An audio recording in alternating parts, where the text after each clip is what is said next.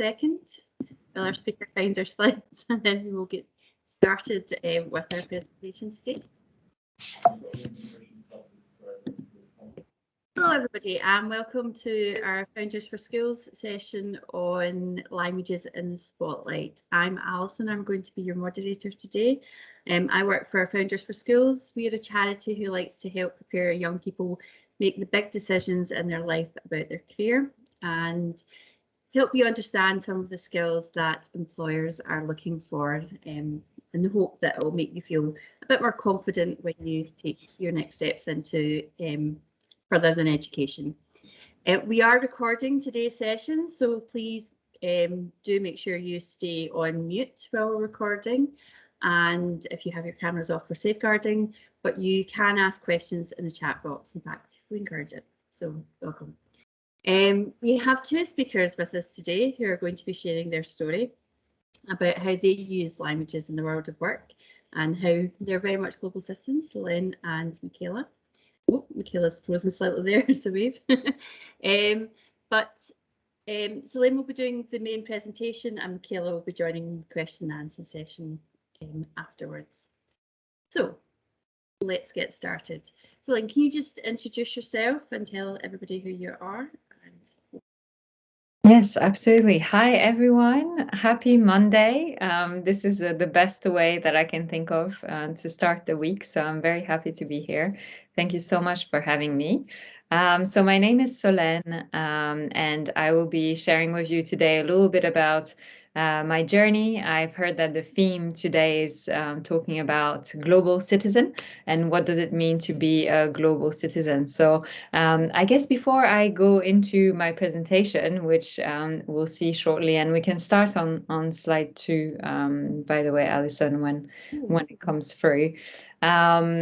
Before that, I thought, what better way to start than ask you the question, what do you think is a global citizen? So I'd love, I know I can't see you, but you can see me. I'd love for you to have a think about what does it mean to be a global citizen. And I think if you'd ask me the question, you know, when I was at school, I would have said things like traveling, adventure, exploration, no borders, maybe something around international lifestyle, something like that.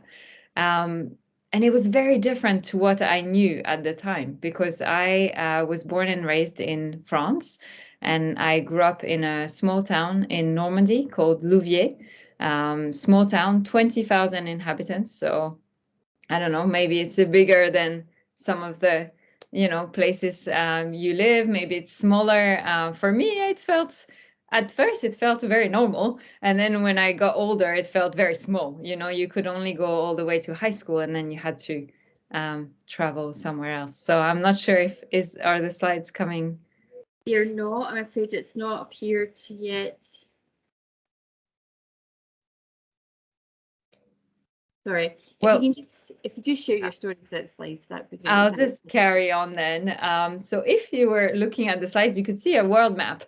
And the reason for that is because my journey, my studies, and then my career have taken me all over the world. So like I said, I was born and raised in France, and when I was 18, I moved abroad for the first time. I moved to Bergen in Norway. I don't know if many of you have heard of it.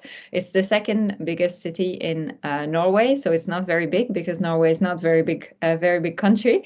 I mean, it's big geographically, but the number of inhabitants is quite low.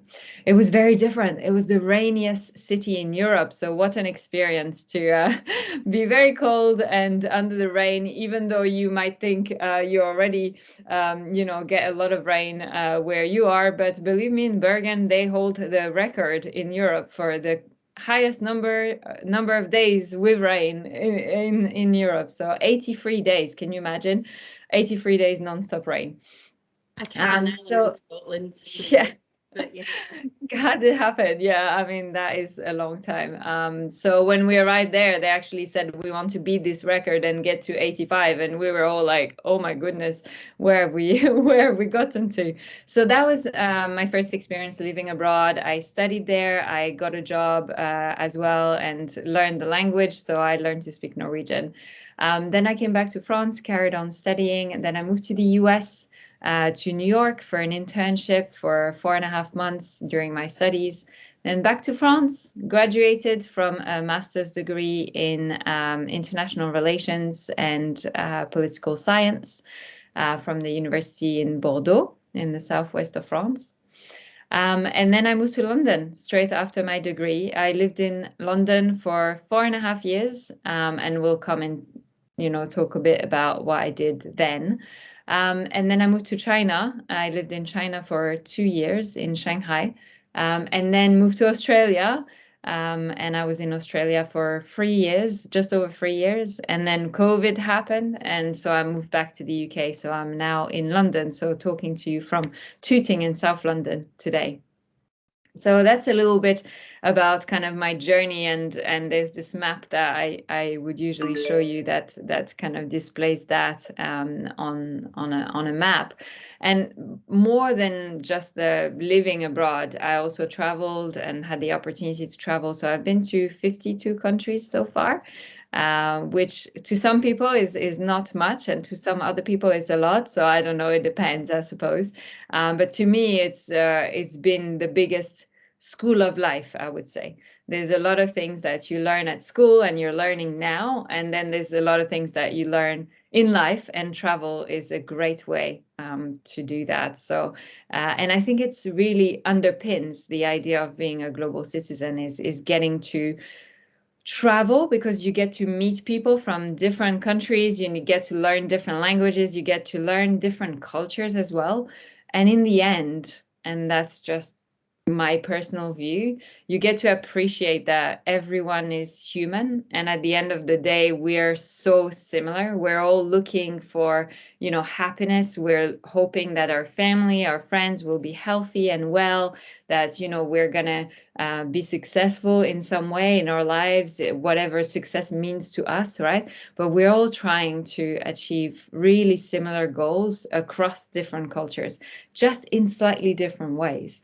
And I think that's what I gained from that idea of being a global citizen. And the more I traveled and lived abroad, now it's almost half my life I've lived in my home country, and half my life I've lived in other countries. The more I realized that, I'm French, yes, because I have a passport that says that I'm French. But am I really, or am I just human and a collection of all the different places I've been to? I love drinking matcha green tea. I got addicted in China. I love, in being in the UK and snuggling under a rug and having a pie night, eating pie and and roast potatoes.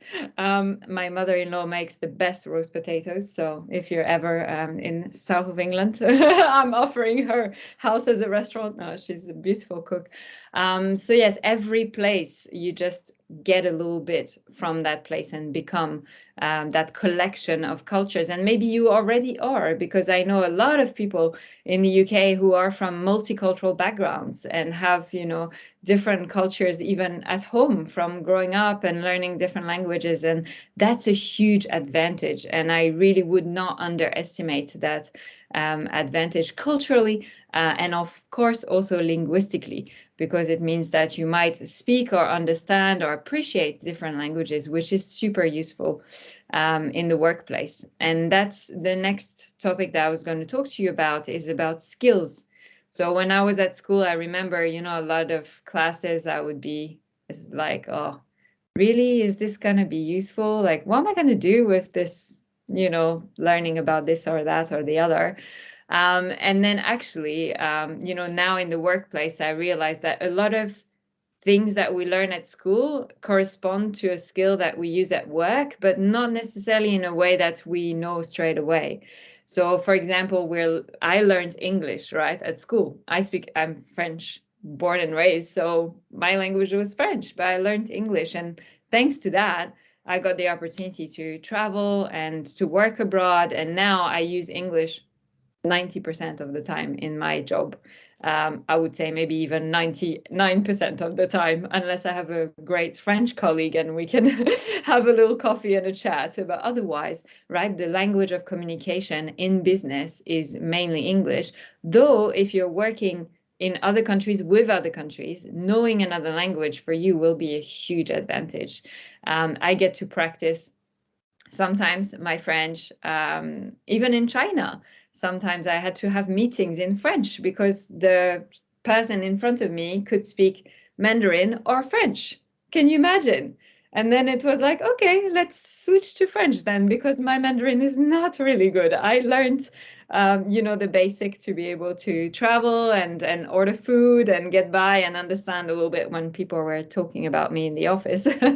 But that was the extent of my Mandarin. So it turned out to be really useful to have other languages.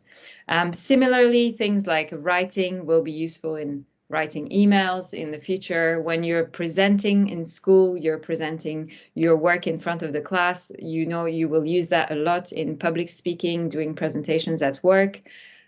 Things like listening is a great skill. You spend a lot of time, you're listening to me right now. You spend a lot of your day listening to people, and that is a great skill for leadership. We often think that being a leader is like telling people what to do. It's not. Being a leader is being able to listen, to hold space, to create teamwork, and to help, move a team towards a common goal, which takes a lot of patience and openness. Group work that you do will be teamwork, and this, etc., etc. I won't go into all of this. So there's a lot. And if you have any questions about other things that you're doing and how they might be used in the workplace, just feel free to drop them in the chat. Ask your teacher. I would be happy to answer that later on.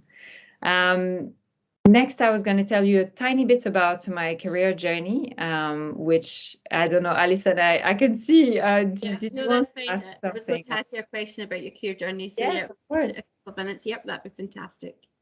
Thank you. Of course. So a little bit about my career journey. So I started, my first job was when I was in Norway studying, like I told you. I took my first job, which was a waitress in a conference center.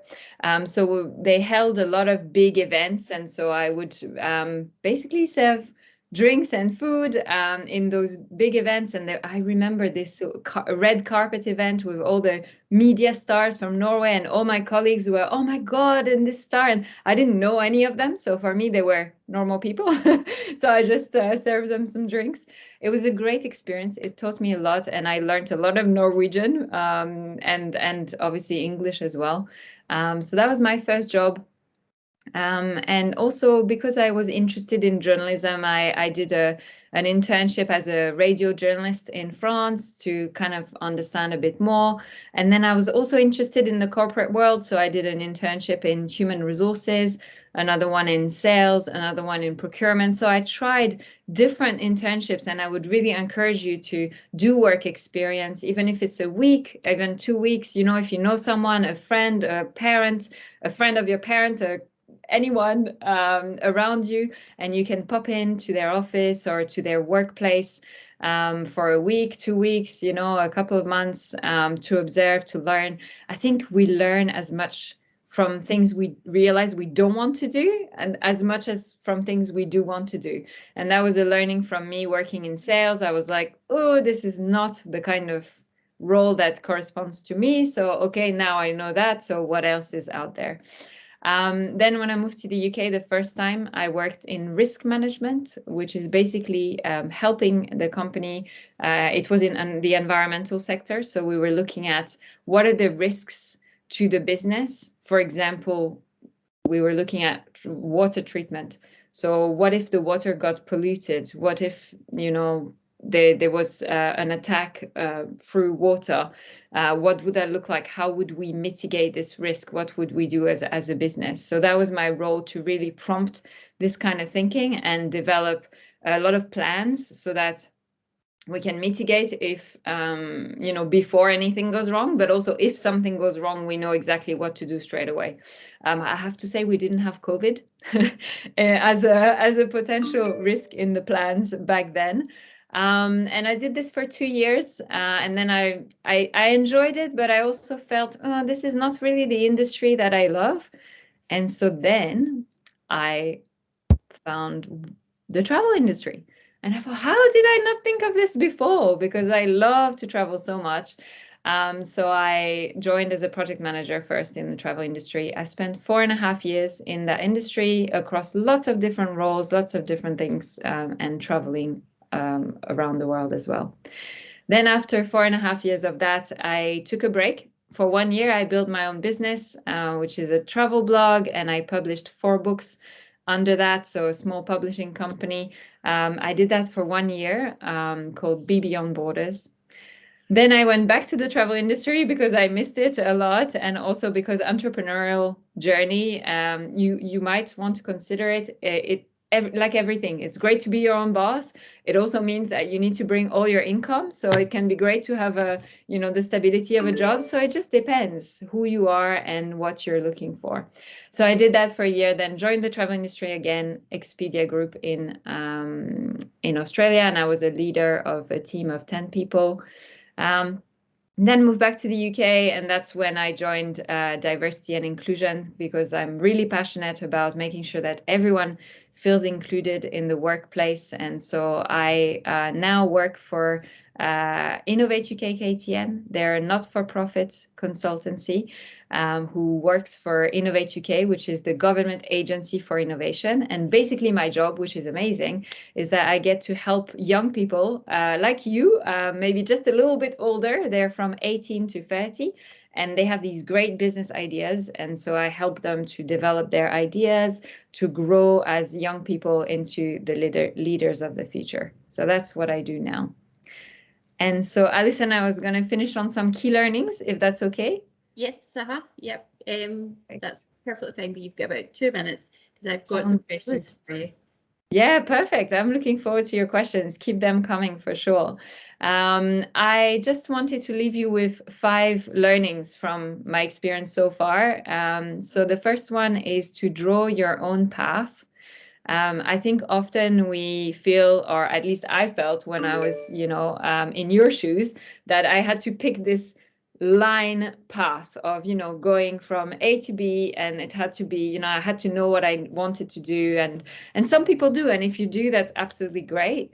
And if you don't, that's also absolutely great. That's the thing. It's our own path. It's our own life. And so we get to draw it. So make sure that you're drawing it and not someone else. And that was the second thing that I think really helps with that, is to know yourself.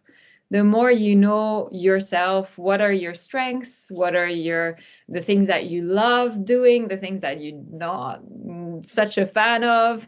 The more you get to know that, the more your career and your path will correspond to you, and not to maybe what your parents want, or what school makes you think that you want, or whatever the pressure of society, all of these things. The more you know yourself, the more you can free yourself from that and really have the career that corresponds to you. The third one is to follow your curiosity. I think we hear a lot about finding purpose. You need to find what's your purpose. I actually think that purpose finds you if you follow your curiosity. So if you're curious about a topic, maybe art, maybe maths, maybe geography, then explore it, explore where it could lead you, learn about it. Or maybe if you love video games, then follow that path. Who works in video games, who makes them, how do they get produced, etc. And you might find the purpose and the path from there. The fourth one is keep learning. Learning doesn't stop when you finish school. I thought, oh, it's okay. I have my master's now. Okay, I get to work. This is done. But actually, we're always learning. And I've done many qualifications, like short courses after finishing my studies. And it's been amazing to just keep growing and learning and embracing just new things.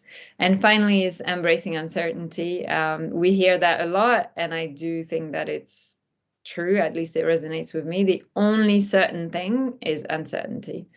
And so to embrace it and to accept that there will be lots of change. For me, I hadn't planned to move back to the UK. So just embrace an element of that and see what happens.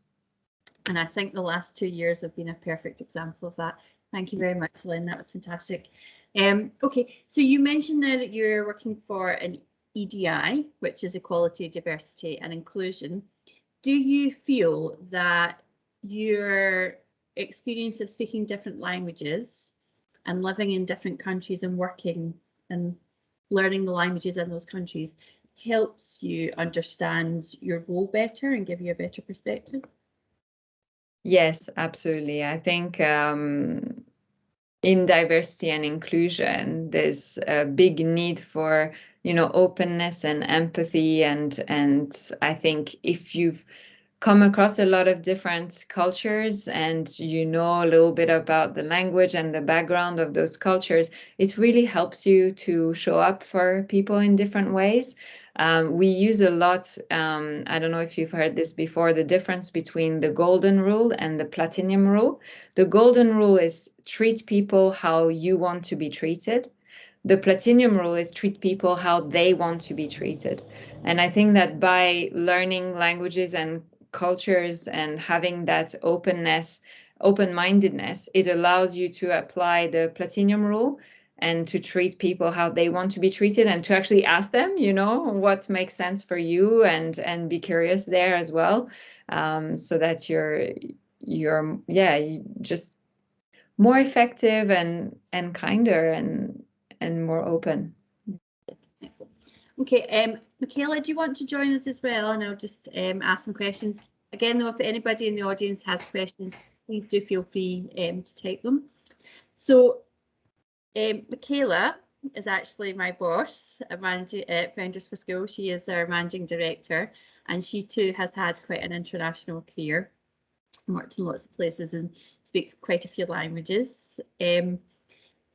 Both of you have learned languages in school, but you've also learned languages in the countries that you've moved to do work there.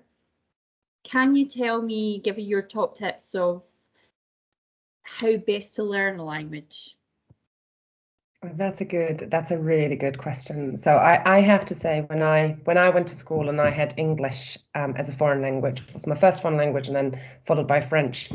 I never quite got the point sometimes as to why we were talking about the Indians. And I thought, yeah, but I want to know how to order bread. And, why do I read this if what I really need is how to have conversation? And I just couldn't see myself going to England and talk about the Indians. I just thought, why do I learn about that? So and I think at the time, we got a lot of vocabulary given and a lot of grammar given, and I just never. I have to admit, I wasn't ever the most eager learner of vocabulary.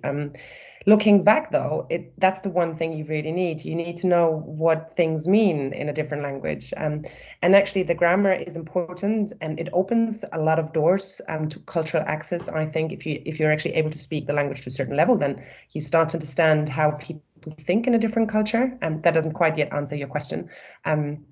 But I do think really it's focus on learning as many words as you can, because once you have single words, I can understand if somebody speaks to me in German. I don't care whether they speak perfect grammar, as long as I understand what they're trying to say. And you're quite flexible in your mind. If you've lived abroad in many different countries, you actually appreciate how hard it is for somebody to try to articulate what it is you're saying. And the first ever level you start to understand the language when you have a conversation is by understanding words rather than complex sentence structures. Is really, so if my big tip is, really put the effort into learning your words.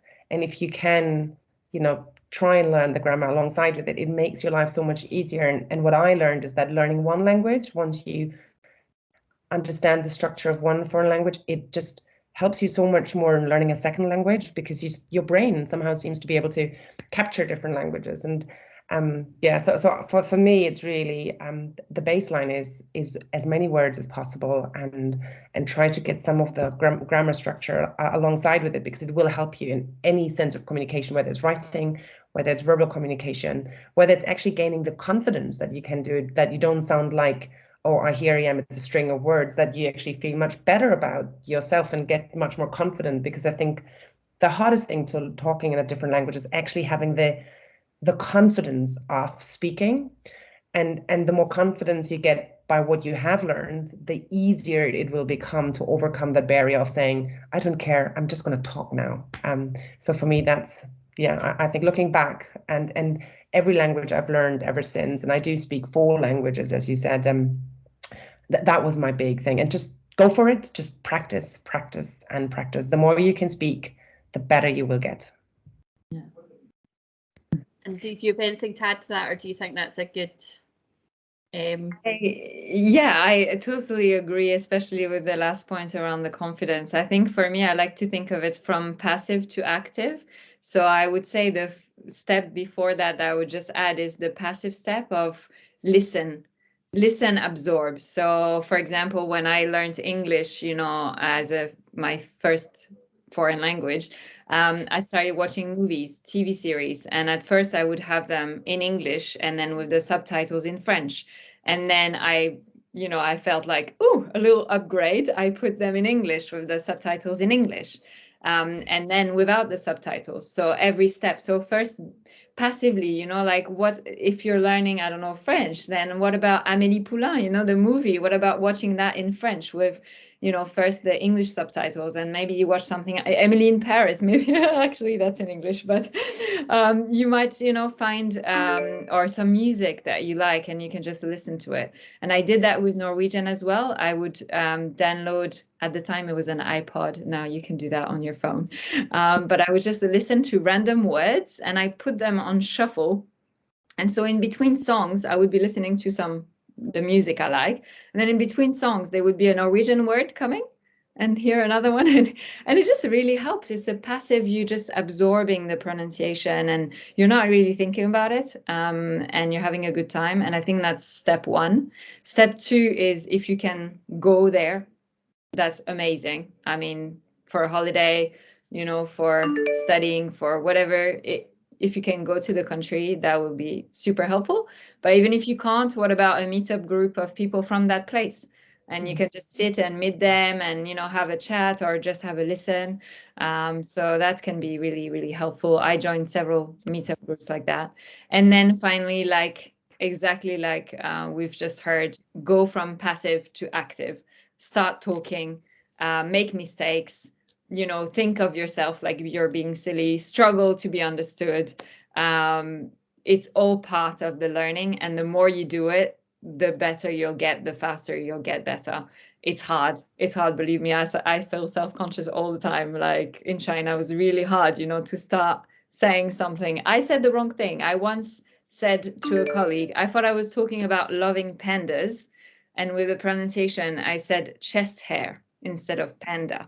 So this is quite embarrassing, right? In the office. I love chest hair. What the hell? So make mistakes and have fun with it. The worst thing that will happen is a bit of embarrassment, and everyone can survive that. Maybe actually just adding, I think the one thing I observed, there are different abilities, and abilities not in terms of, are you good or are you bad, but to some people languages come really easy and others take a little longer. And I think recognizing that, there are people who maybe, just on the easy side, and for you it's a bit harder. Don't give up just because there are other people. So just look at what can you do and how can you progress. It's with every other subject the same. Some people, find maths super, super easy, but when you persevere and when you're resilient about it, you can actually get there just as much, just maybe you take a little longer. And I think it's the same thing with languages. It is, you speak English, and English is a language, so you learned that and it didn't matter. And it's the same thing with every other language. Just because you may not be as fast in capturing all the new words, it doesn't mean that you can't. So just, I think it's, again, coming back to your confidence and your perseverance, just don't give up on it, because it is really worth it. And I enjoy, I speak English as a foreign language every single day and I really love it. So just stick to it. And my teachers always told me, oh my God, Michaela, you going to England, really? Ha, you? Because I wasn't the best language student, as I'm aforementioned, but you know what? I do speak them all fluently now. And so you can do if you want to. Great, and that is a fantastic point to leave it on. Thank you very much, both of you. I hope that has given some of the people listening a little bit of encouragement about what is possible when you do learn different languages, and it's very important in this world where it's becoming ever more global. So good luck with your language studies. We will be posting this on our YouTube channel if you'd like to listen to it later. And we do have some more events coming up soon at the beginning of March for National Careers Week, International Women's Day and Scottish Apprenticeship Week. So we look forward to seeing you there. Thank you both, and thank you everybody else for joining us. Thank you. Thank you Bye. so much. Thank you, everybody.